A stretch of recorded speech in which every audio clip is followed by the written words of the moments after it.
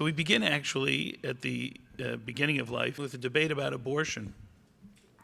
Now, while abortion dates back to antiquity, the modern discussions of the halacha of abortion and Jewish legal perspectives on abortion date to the mid to late 20th century. What is it that precipitated these debates? What precipitated these debates was this terrible disease called Tay-Sachs disease, which fortunately, and I always ask this question, we even asked it I think at one of our sessions earlier, ask how many people here have seen or are familiar with an actual case of Tay-Sachs disease.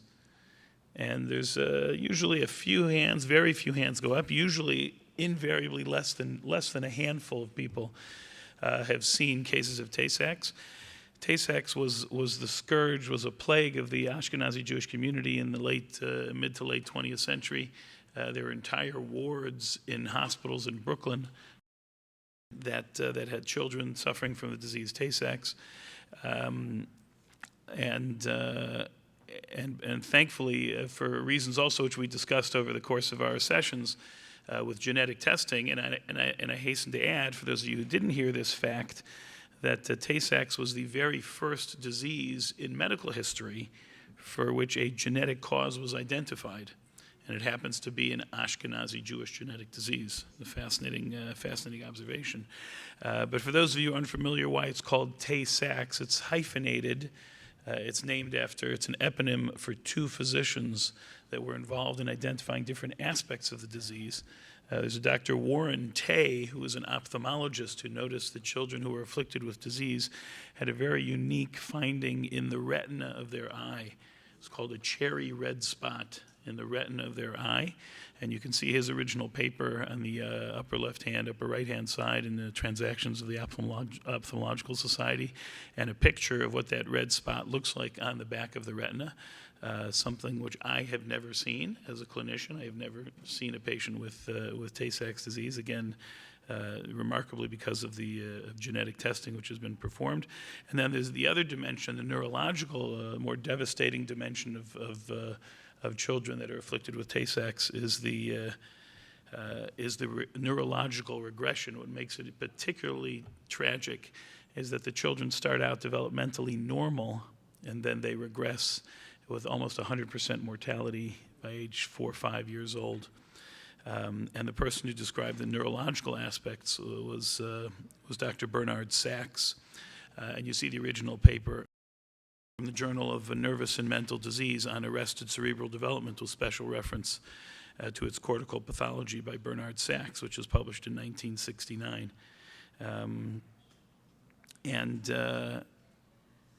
Earlier, published in 1887. And those two, hence the hyphen Tay-Sachs. So when it became identified, as we turn the page, then the question became a twofold question. One question is, should we be testing for the disease?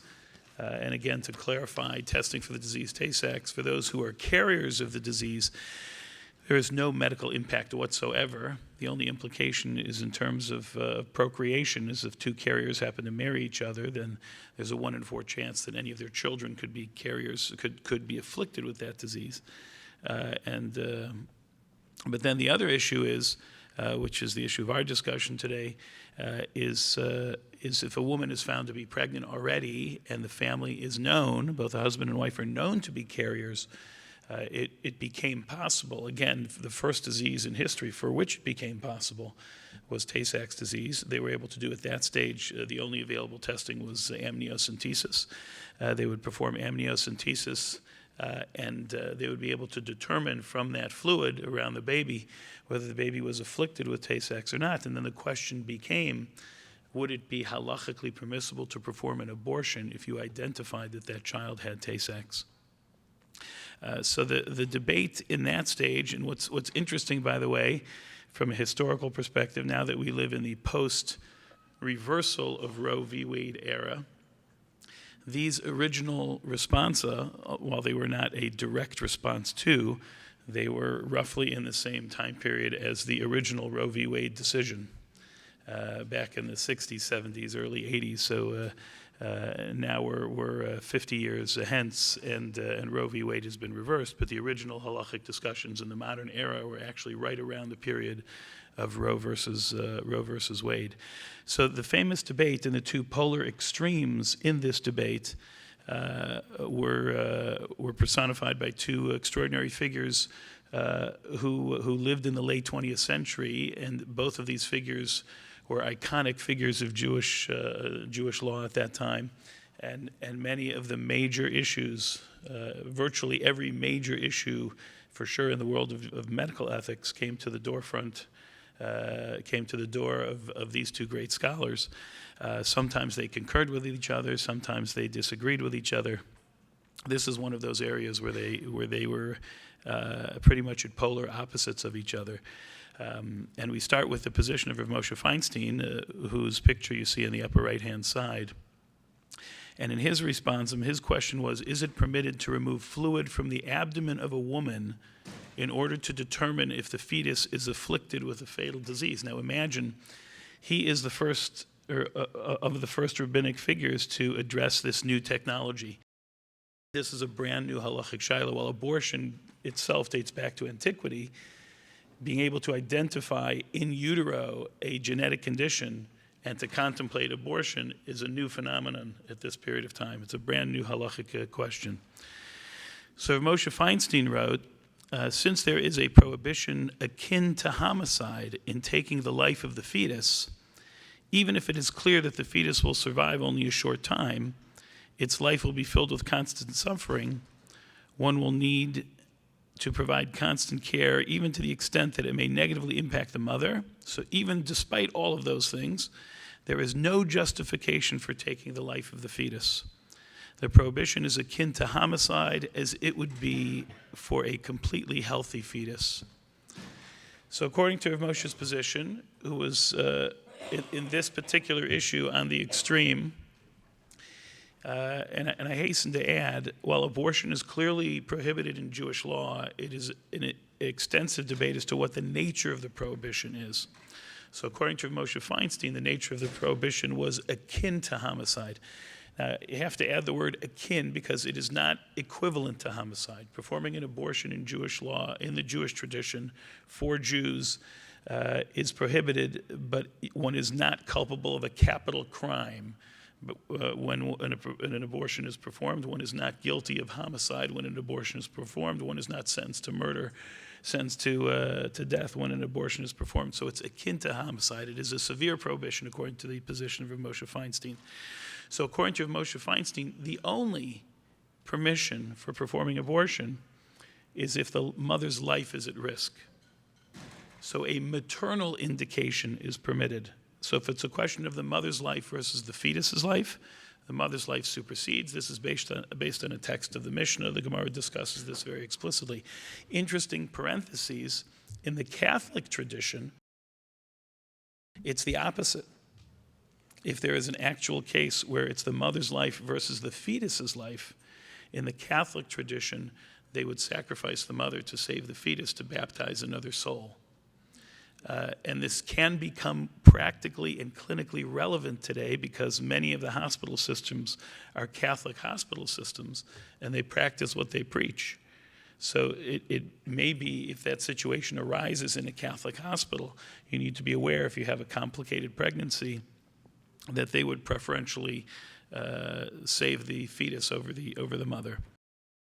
So Moshe Feinstein was of the position that one, in this scenario of Tay-Sex, one would not be permitted to perform an abortion in this scenario. And furthermore, the question arose, if you're prohibiting the abortion, would it even be permitted to do the test to begin with, to do the amniocentesis?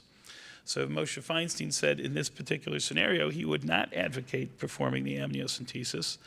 And part of the reason is the amniocentesis itself has a danger to it and could potentially induce an abortion of a healthy fetus. So if he's not going to allow you to act on the results, he would not allow you to perform the procedure to begin with. Take the position now of the Tzitz Eliezer of Eliezer Waldenberg, Rav Eliezer of Oldenburg, also one of the great Torah giants of that generation, both of them wrote responsa literature, which is extant today, of many, many volumes. The Tzitz Eliezer wrote 23, 24 volumes. Many of his responsa relate to the world of medicine and science. And like Rav Moshe Feinstein, he addressed every major medical halachic issue of his day. He did not believe that the prohibition of abortion was akin to homicide. He believed it was of a lesser severity. Consequently, if there were mitigating circumstances, such as even the mental health concerns of the mother and the suffering of the fetus, etc., that it would be permitted to perform an abortion in that scenario. And furthermore,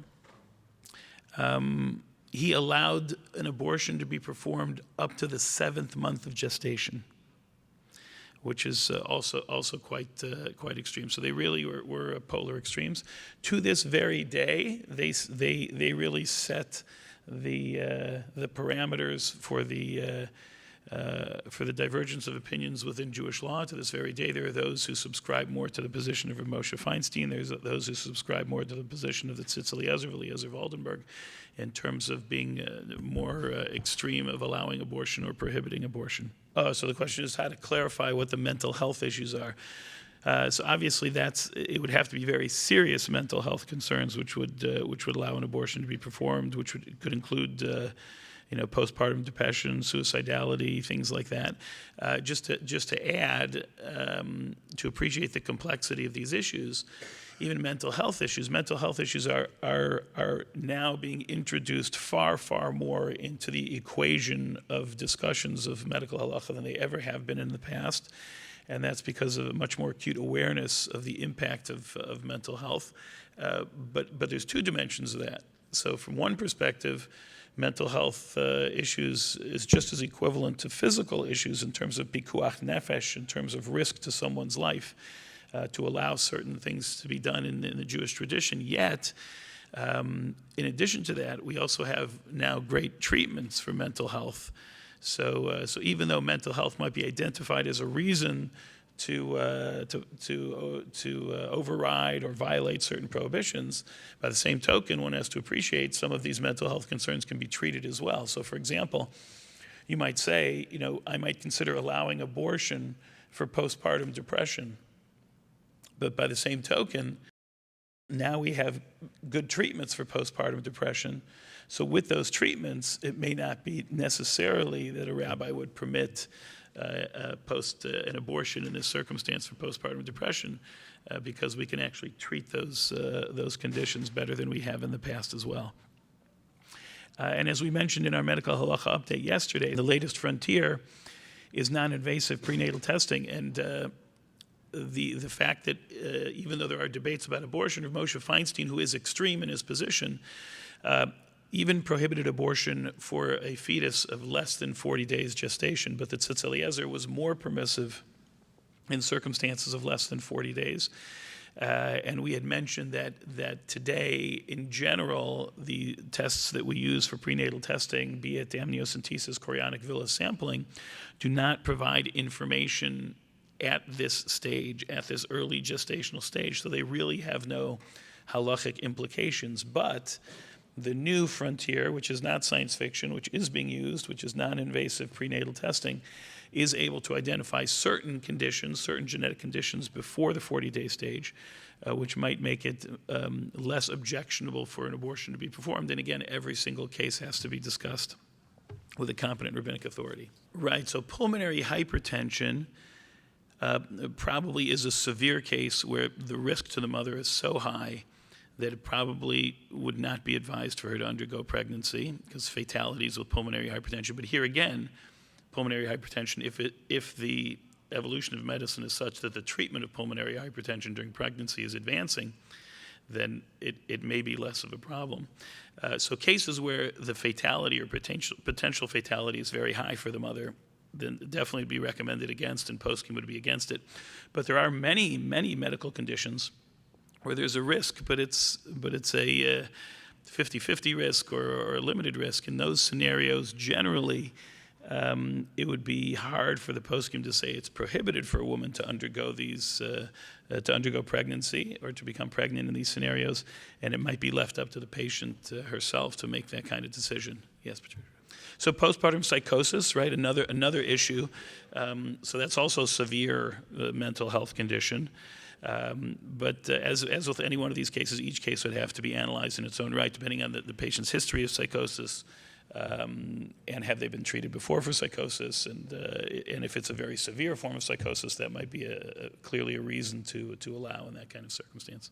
Yes. The question was, if a Jewish mother on a whim decides she doesn't want to carry the baby, how late in Jewish tradition could she have the abortion? So the question one is, again, this is all within the context of Jewish law, not within secular law. Is it halachically permissible for a woman on a whim to decide that she wants to have an abortion? The answer to that, again, purely from a halachic perspective, may be that the rabbi would say it's not halachically permissible to have an abortion on a whim. You'd have to define what the whim exactly would be. As far as the lateness of abortion, he said, according to the Tzitz Eliezer, he allowed up to the 7th month, but most other poskim would probably push that back a little bit, especially because up to the 7th month, baby's already viable. So and it's an interesting question whether how viability would impact the lateness within which one would be permitted to perform an abortion. So the age of viability now is around 22, 23 weeks. But it still would be halachically permitted to perform an abortion probably a little bit beyond that. And that's how that calculates is sort of a bit of a moving target. So let's move to our next debate. Our next debate is donor insemination. And we've had an opportunity to discuss a number of aspects of assisted reproduction in our sessions. This debate was quite an intense debate. We mentioned that John Hunter in the late 1700s was the first to perform a successful case of artificial insemination for a man who suffered from hypospadias, who was unable to naturally impregnate his wife. And he actually created a special pipette for the man to procure his seed and insert it into the pipette, and the husband himself injected it directly into the reproductive tract of his wife, and actually successfully achieved a pregnancy. But assisted reproduction, artificial insemination, became popular in the late 1800s, early 1900s here in the United States, and the rabbis started addressing it in the beginning of the 20th century. There were many fascinating halachic discussions, one about procuring reproductive seed and the wasting of reproductive seed and the wasteful emission of reproductive seed, and whether the whole endeavor is permissible. And of course, the main objective is to fulfill the mitzvah of be fruitful and multiply, which is one of the greatest mitzvahs of the Torah. So the question was initially just using the reproductive seed of the husband and the wife. And that generally was considered permissible. And the question was, just for you to appreciate, the major question was how to procure the reproductive seed. And the rabbis discussed this in a very extensive and expansive fashion, and a very graphic fashion, in terms of what is the halachically permissible way, not for this forum, but just so you know that the rabbis discussed this in great detail. But then the question became, when they did testing and they did analysis, and it was found out that the husband suffered from azospermia. Azospermia means no reproductive seed whatsoever. So then the only option for that couple to conceive is to introduce reproductive seed from someone outside the family, which was anathema, to produce a child from someone who's not the husband and the wife together. So that was a major concern of adultery. Producing a child from someone who's not the spouse is a major concern of adultery. So was that even permitted at all? And if it would be permitted, would it be preferable to use the reproductive seed of a Jew or the reproductive seed of a non-Jew? And what would be the various halachic implications of those two?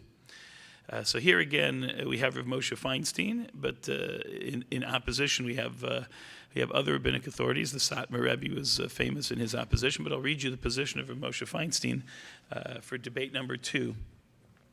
Igros Moshe Even Oezer, regarding the case of a married woman who undergoes donor insemination, is she prohibited to return to her husband? So the context of the question, keep in mind, he wasn't creating the questions, he was responding to the questions. So the question was, a woman was married to a man who was infertile. She wanted to have a child. What did she do?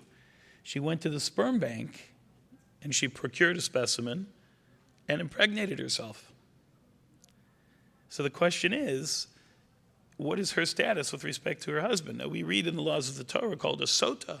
Sota is an adulteress, someone who has an illicit relationship with another man, and produces, and whether she produces a child, doesn't produce a child, doesn't matter. It's still prohibited, and she's prohibited from returning to her husband. So the question is this woman considered an adulteress? Is she a sota?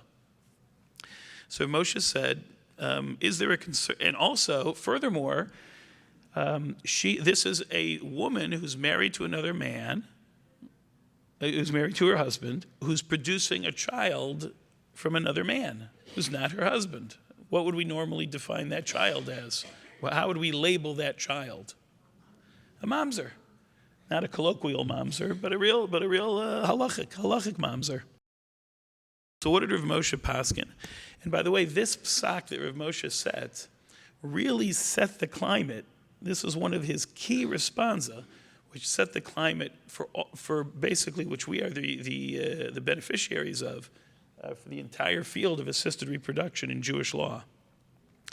And he writes, answer, it is clear that in the absence of any physical relationship between the woman and the donor, the woman is not considered an adulteress and is not forbidden to return to her husband. And furthermore, the resulting child is also not considered a mamzer.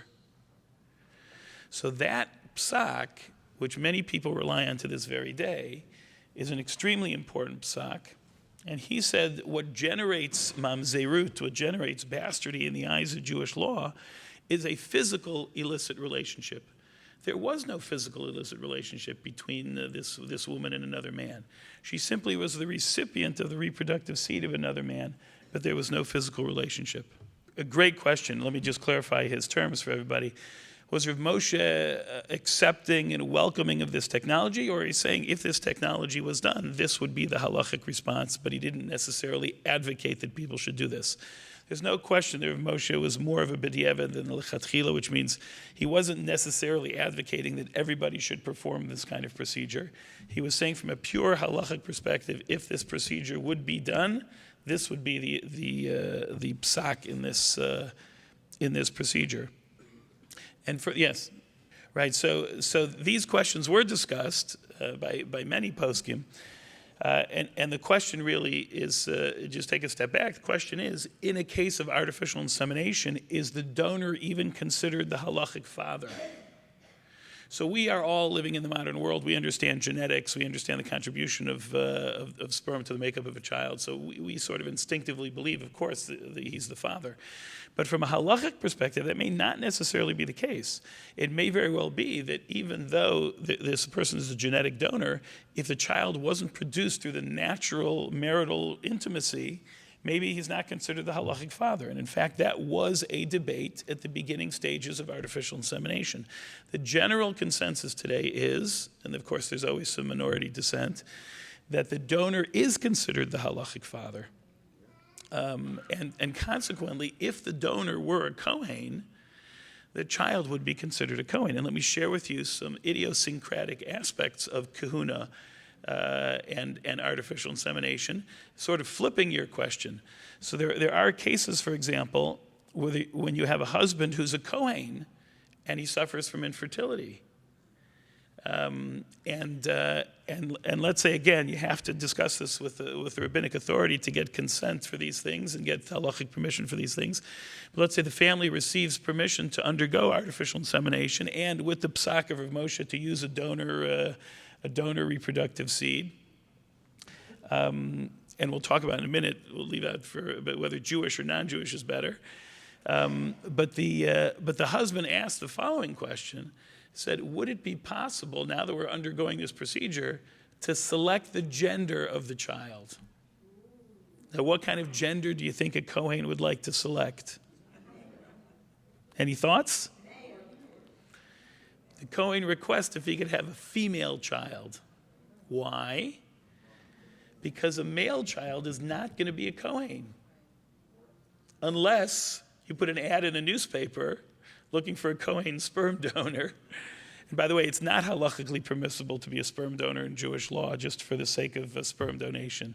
So I'll get to your question in a second. So and these are real questions. It's not science fiction.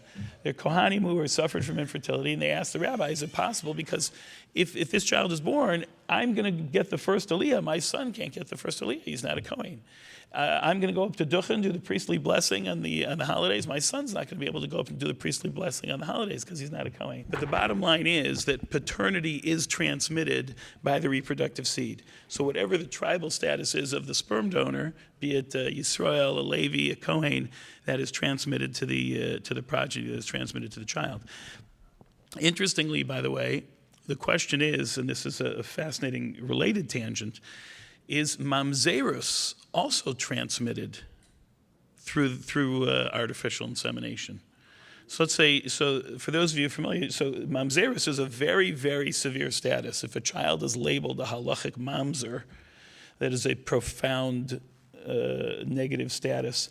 There is no, I mean, there are some technical solutions that Jewish law has in theory, but basically, in a standard scenario, that person's progeny in perpetuity will have the mamzer status, and a mamzer can only marry people of equivalent status, so can't marry generally into the people of Israel. And it's and there aren't that many real mamzerim today, classic halachic mamzer vadai in the generation that we live in. So the question is the status of mamzerus conferred through artificial insemination? So we said the paternity is transmitted, so is mamzerus. I'm sorry? If a man is a mamzer and he gives his sperm, is that child a mamzer, but he doesn't have a relationship? He has no physical relationship with anybody. He just gives his sperm. So most people would argue, you could make an argument, but it's a subtle argument, but if paternity is transmitted by sperm, then mamzerus would also be conferred. But what about this? When we talked about this in sort of creative solutions in the modern era, we talked about, or at least alluded to, artificially produced reproductive seed. So let's say you have a mamzer who's a halachic mamzer. You take a stem cell from his bone marrow and you produce a sperm. Or make it even more interesting. You produce an egg. You produce an egg from the stem cell of a mamzer. And then you use that egg to produce a child. You get the reproductive seed from someone else. Is that subsequent progeny a mamzer? It is not so clear that mamzerus would be transmitted through that sort of creative fashion. Mamzerus is generally transmitted through reproductive seed to the future progeny. Using this circumvention of artificial reproductive seed might be a 21st century solution to circumvent and stop the propagation of mamzerus. Now, rabbis haven't really adjudicated this issue. This is a very new issue, but it is something to give thought to. Yes, right. So the question is, when this is all hypothetical. There has been proof of concept of these things, but none of this has been actually translated into the world of practicality. How long? I couldn't tell you. Probably, within the next few decades. I think it's a possibility. There doesn't seem to be any reason or impediment that it should not be possible. So hopefully, I was going to say hopefully it should happen. I'm not so sure. It creates a lot of complexities. But so one of the other issues which with Moshe Paskin, in addition to mamzerus, and by the way, the counter argument was the Satmar Rebbe. Satmar Rebbe said it would 100%, the woman would be considered an adulteress in this scenario, and the child would be considered a mamzer in this scenario. Excuse me, there's even a position, I don't know, I don't remember, I know there's one reproductive specialist, at least in our conference. I'm not sure if he's here today, I don't see him. But there's one position that the reproductive specialist who inserts the seed is actually guilty of adultery. So we don't, right, so if it's a woman, right, what do you do if it's a woman? Good kasha. So, but we don't paskin like that. We don't hold like that. We don't hold like that position today. But the other dimension of Rav Moshe, which he took a lot of flack for, is that he said if you're going to use donor seed, it is definitely not a mamzer. But if you had a choice between using Jewish seed versus non-Jewish seed, he actually preferentially said that one should use non-Jewish reproductive seed. And the reason that he said so, actually, and his concerns, which people initially said, what are the odds of these things happening, ended up being quite prophetic. So what was his concern? His concern was what's called consanguinity, or Shema Yisa Achas Achoso. His concern was that you're going to have a donor who's going to donate, and a child's going to be produced. The donor's going to have his own child. And maybe, these two children might end up meeting each other later in life, and you'll have paternal siblings marrying each other, which is biblical incest, which is arias. And people said, what are the odds of that happening? It seems so far-fetched. So fast forward to the 21st century, there is no legislation, I don't think, actually some countries do, the United States does not have, limiting the number of children that can be produced from one sperm donor, which means, and I hope you're all sitting down, I think you're almost all sitting down. There are many cases where one sperm donor has produced hundreds of children. Hundreds and hundreds of children, to the extent that the secular world is concerned about consanguinity, about siblings, paternal siblings marrying each other and possibly propagating genetic disease. So Rav Moshe was concerned about this from a halachic perspective called consanguinity. So he said it's halachically preferable to use non-Jewish reproductive seed. Now, what does that accomplish? So it accomplishes a number of things. First of all, sociologically, culturally, one is less likely to interact with the non-Jewish community in terms of marriage. So the odds of marrying is smaller, but that's not what Rav Moshe's concern was. His concern was a halachic concern, and it's a very curious halachic issue which led him to his decision. If a standard case, let's take a non-artificial insemination case. Let's take a case of a Jewish woman has a relationship with a non-Jewish man, produces a child. Who is the halachic father of that child? Let's say a single Jewish woman has a physical relationship with a non-Jewish man, and she produces a child. Is that child Jewish? 100% Jewish. That child is not there's a minority opinion, maybe child's a mamzer, but it's not. We don't paskin that way. Child's 100% Jewish. There's no negative aspect to that child whatsoever from a halachic perspective. But who is the halachic father of that child? There is no halachic father for that child. According to the eyes of Jewish law, and obviously he has a genetic father, but from a halachic perspective, that child does not have a halachic father. So according to Rav Moshe Feinstein, right, good kasha. Can she marry a Kohen? There's no pagam really. She's a full Jew, and she's not. The father's a goy, right? Right. There's no father. So there's no. It's whether the question is it a pagam or is it an absence of a positive? I'll leave that to the Rav to paskin. So there's no halachic father. So if in artificial insemination, if a woman uses non-Jewish reproductive seed and produces a child, if the child has no halachic father, it is impossible to marry a paternal sibling because there is no such entity. If you don't have a father, you can't have any paternal siblings. By the way, just to sort of share with you how complex it's become, there's a new Netflix documentary. It's called Our Father. I don't know if anyone has seen this documentary. I have a few people that have seen the documentary, Our Father. Today, it's possible through the internet and through organizations, if you are a product of artificial insemination, you can track down your half-siblings. And I remember giving a talk, and this is a Jewish, Orthodox Jewish audience, and the woman was sitting, I think, in that corner. She raised her hand. She said, my daughter had artificial insemination for her child, and she wanted to know how many siblings she had, half-siblings. She said she has 120 half-siblings. 120 half-siblings. So it's possible to identify your half-siblings. So there are groups that identify their half-siblings. The problem is they don't always find out who their father is. So they do detective work, and they try and track down who the father is. They have found, in a number of these cases, who is the father of their children? The reproductive specialist that took care of their parents. Now, I thought this was just sort of a crazy, how often does this happen? Maybe it's an egotistic, megalomaniac physician. Do you know how many cases now are under prosecution? 60 cases. 60 cases of physicians who were providing reproductive seed to their patients. So why? It's not illegal. It was not illegal. I mean, it's fraud. They're being prosecuted for fraud. So because they didn't really achieve consent. So it wasn't technically, it was, but it wasn't. It's sort of a gray area, and that's precisely the legal debate.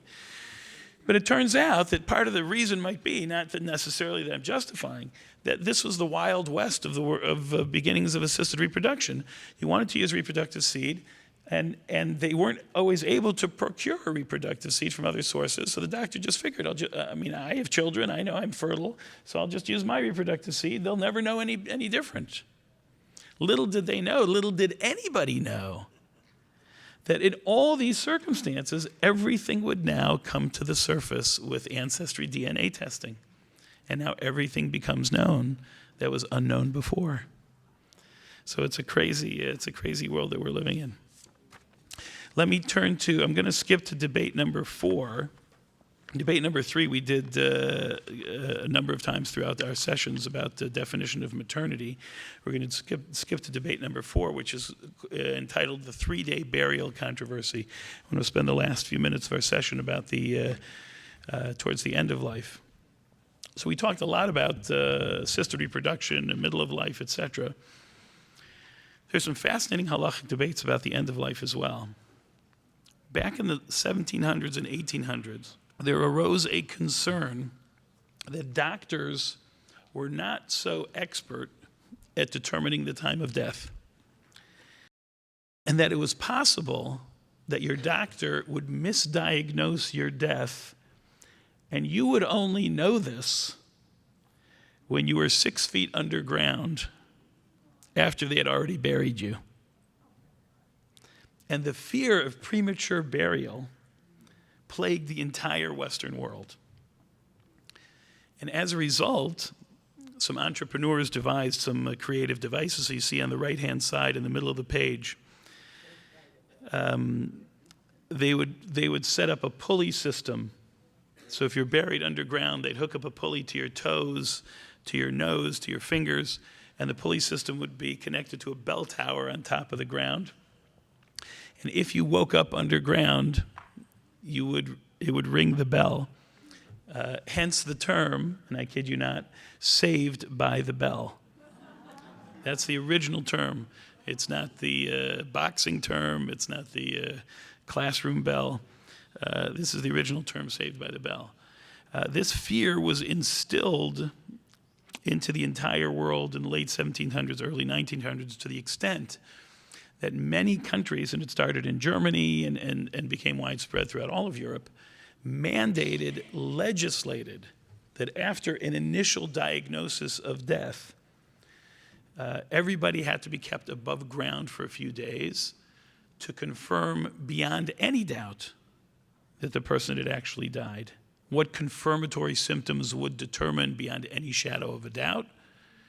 Rigor mortis, the stiffness of the body, gangrene would start to set in the body.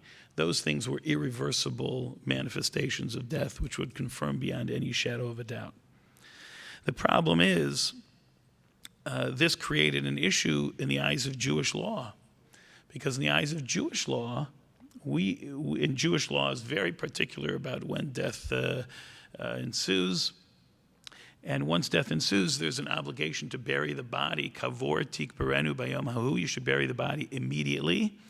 We bury the body as soon as possible.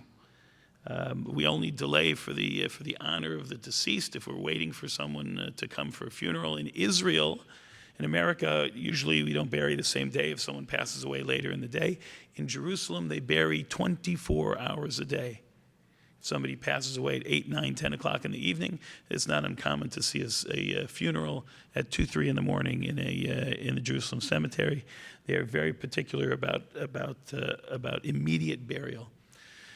So, and not only is an obligation to bury the body, there is a prohibition of delaying burial, a separate prohibition of delaying burial. It's a desecration to the body to delay burial. So how did this new concern about death interface or impact these Jewish laws, which had been practiced for century upon century? The Chevra Kadishas of every generation were the ones who determined when someone was no longer alive. They were the ones that determined when burial would take place. They were the ones that would do the preparation of the body before burial, the tahara.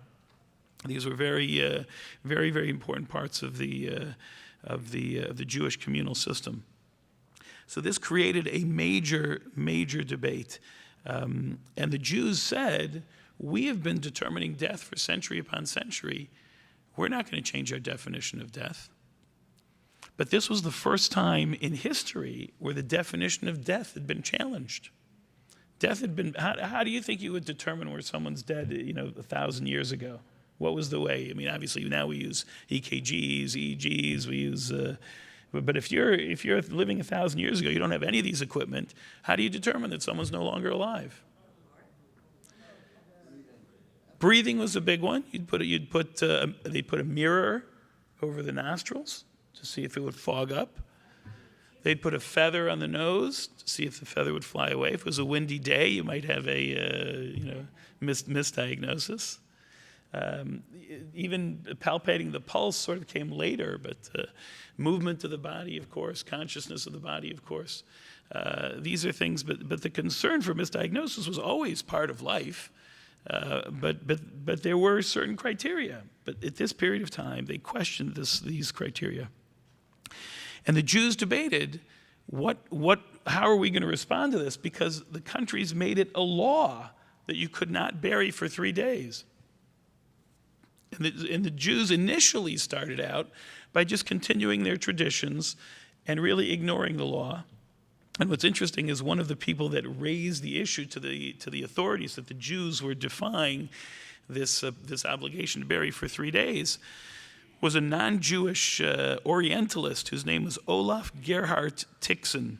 And if you look in the middle of this page, you'll see a silhouette. That's the only image we have of Olaf Gerhard Tixen, is a silhouette of him. In my studies and in my research, I found a very curious relationship of him, not only to the Jewish community in this scenario. He's most famous for having sort of ratted out the Jewish community that they defied the laws in Germany. But he happened to have been a professor at a medical school, and he had Jewish students that he was in charge of. And Marcus Moses was the son of a rabbi who was a Jewish student at the University of Butzau in Germany, and Olaf Gerhard Tixen was his mentor. And you have on the bottom left-hand side of this page, you have the dissertation that Marcus Moses wrote in the late 1700s under the mentorship of this Olaf Gerhard Tixen. I have countless letters between him and Jewish medical students where his Hebrew is masterful. Absolutely masterful. I actually have the original copy of this dissertation and the printed Hebrew letter of Olaf Gerhard Tixen. But the question is, this became an issue as we turn the page. This became an issue for the entire world of rabbinic authorities. about whether we need to redefine death or not, whether we need to respect this medical opinion that these people are considered halachically alive or potentially alive or not. So, for example, Moses Mendelssohn, who was one of the prominent figures at that time, pointed out that the Mishnah in Tractate Smachot says the following. And the Mishnah goes back thousands of years.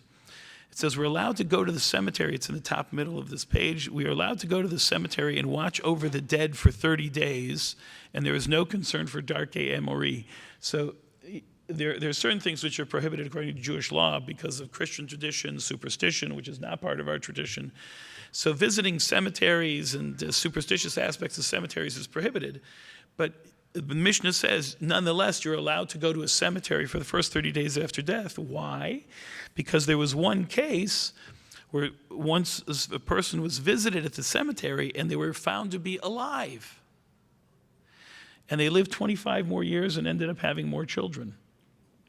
Now, how is that possible? They didn't have bells at that time. They didn't have this pulley system at that time.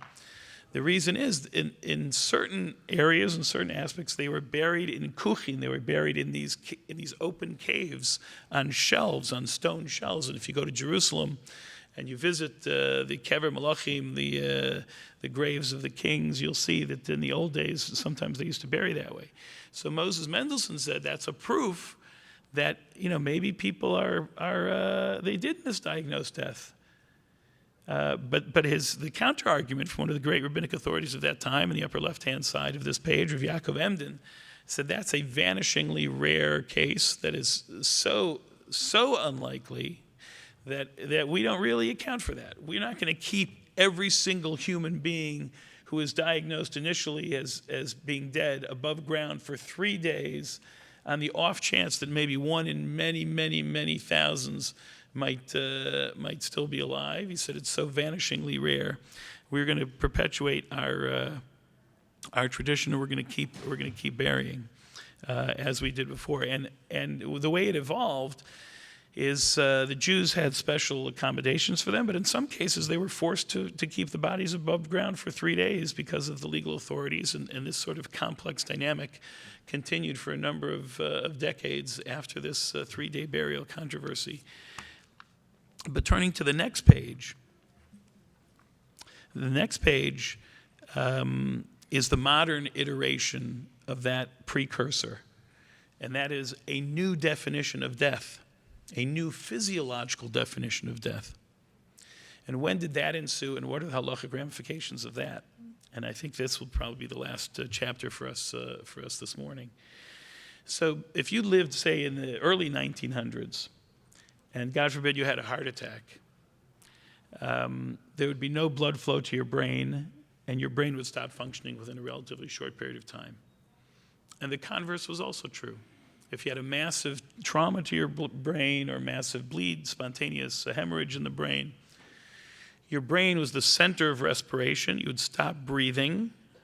There'd be no breath. Your heart would stop functioning within a relatively short period of time. When did that change? That changed with the development of the respirator. What happened with the respirator? The artificial respiration system. In that situation, you could artificially deliver oxygen to somebody whose brain had stopped functioning.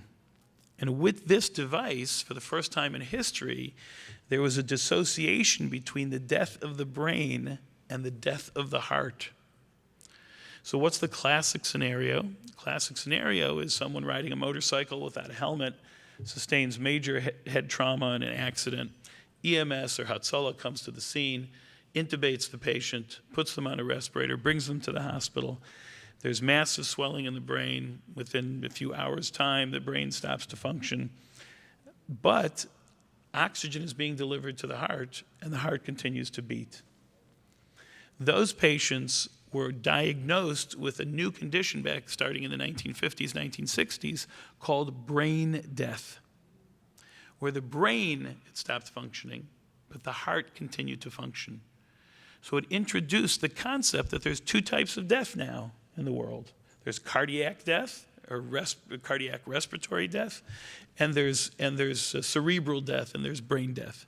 What were the ramifications of this? Leaving aside for a second the halachic ramifications. Ramifications were, when you're in the ICU and they found all these patients in the ICU, none of these patients survived. They stayed on their machines for quite a long time, but none of them ever woke up. And they found out that they had no prognosis. And they further realized simultaneously that the world of transplantation was evolving. They were starting to transplant kidneys, starting to transplant livers, starting to transplant hearts. And they had a major problem because when someone died and their heart stopped beating, there was no way to preserve the parts of the body for transplant for a long period of time, because once the heart stopped beating, the clock would start ticking on these organs. You only had a few hours to transplant. It was very complicated. So what evolved was this unique definition of brain death, which took decades across the world to be accepted by the medical community as an equivalent or alternate diagnosis of death. So someone who met this definition, very strict neurological criteria for what this definition is, has to be cessation of function of the entire brain and the brain stem. These patients were diagnosed as legally dead. Hospitals could now disconnect the respirators on these patients.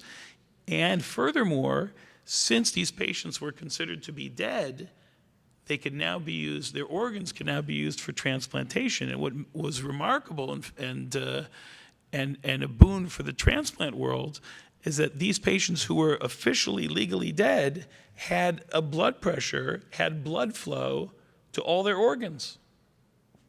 And these organs could be transplanted with much more ease than they could before. So it's the confluence of these two aspects which led to the halachic discussion about whether this new definition of death was halachically viable definition of death or not. And you could well imagine it's no small matter. The ramifications are literally life and death. If you diagnose someone as being dead, for example, and halacha, it turns out you're wrong, then you will have committed homicide. So it's no small feat. So this really became the major halachic debate of the late 20th and early 21st century. The two major opponents, at least on the American scene in this debate, were Rabbi Moshe Tendler of blessed memory, just passed away a year or two ago, and Rabbi Bleich on the right-hand side. Rabbi Tendler, in conjunction with his father-in-law, Rabbi Moshe Feinstein, Zecher Tzadik Livracha, analyzed this issue, and we don't have time for a deep dive into the halachic sources, but it is a fascinating discussion about some of the sources that are invoked. And they did actually maintain in their analysis that brain death could be an acceptable alternate definition, because it is really respiration which determines life. And when the brain has ceased to function, part of the definition of brain death is the absence of spontaneous respiration. It is impossible physiologically for someone with brain death to breathe on their own without the respirator. So Moshe Feinstein, and admittedly this is a matter of some debate, but assuming that he did hold this way, which I believe he did, according to Moshe Feinstein, a person who was diagnosed officially as brain dead was considered halachically dead. That person, you would be able to disconnect the respirator. You'd have to bury that person immediately, et cetera, et cetera. Rabbi Bleich, however, was not of that opinion. He maintained that as long as the heart was beating, irrespective of the cessation of brain function, that person would be considered halachically alive. Consequently, you could not disconnect the respirator, and that person could not serve as an organ donor. So that landscape, with rabbis accepting the brain death definition and consequently allowing organ donation, like for those of you who heard the recent case of the Dees family in Israel, I don't know how many of you heard the tragic case of that the terrorist that killed both the mother and her two children, that the mother served as an organ donor. The chief rabbinate of Israel accepts the definition of brain death as halachic death, does allow for organ transplantation. I don't know how many of you saw that very impactful video of the mother of the children meeting the recipient of the heart transplant of their mother, and taking a stethoscope to the chest and listening to the heart of their mother beating in the recipient. That's a very, very powerful video. But in any case, we've had an opportunity to discuss some of the classic debates that have raged over the centuries in the world of Jewish tradition, from beginning of life to end of life. And in conclusion, it's been an absolute pleasure to join you here at the National Jewish Retreat. And a tremendous honor, and I look forward to discussing further things with you in future years. Start each day meaningfully. Click subscribe and hit the notification bell below for videos just like this.